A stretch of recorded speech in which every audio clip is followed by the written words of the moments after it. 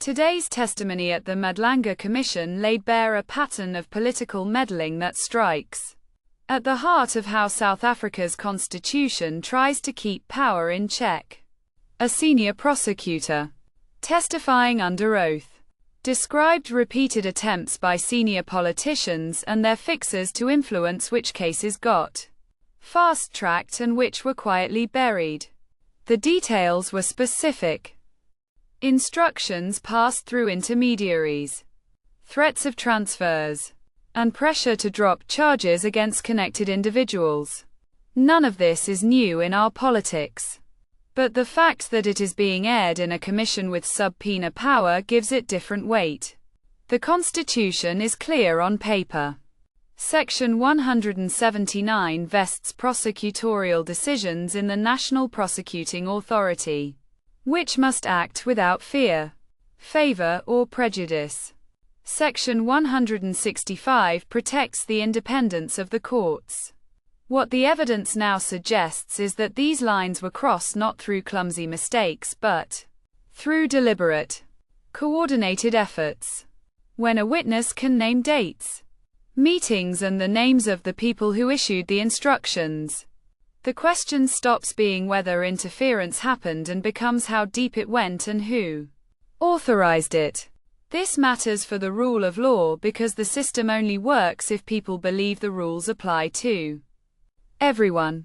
If prosecutors start calculating political risk before deciding to charge someone, the law loses its edge.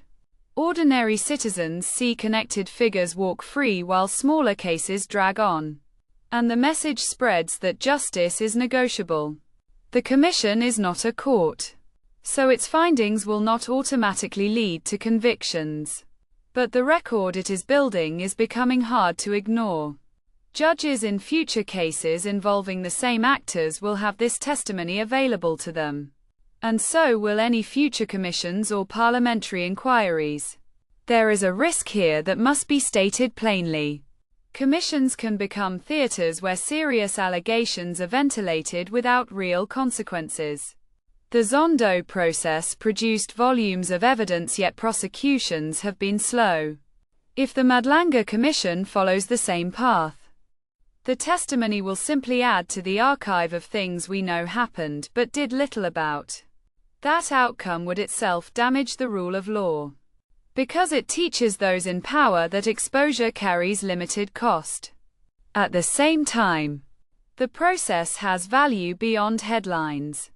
It forces officials to answer under oath and creates a public record that cannot be easily rewritten later. The prosecutor's evidence, for instance, directly challenges the narrative that the NPA was merely dysfunctional rather than actively undermined. That distinction is important for any reform effort. You cannot fix an institution if you refuse to admit it was targeted. The constitutional test is straightforward. Does the executive still respect the boundaries the Constitution sets? Or has it treated those boundaries as optional when politically inconvenient? The testimony leans toward the second answer.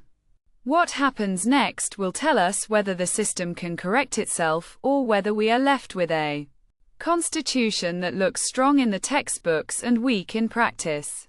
The Commission's work is not finished, but the picture emerging from this week's hearings is already clear enough to demand a response that goes beyond another report on a shelf.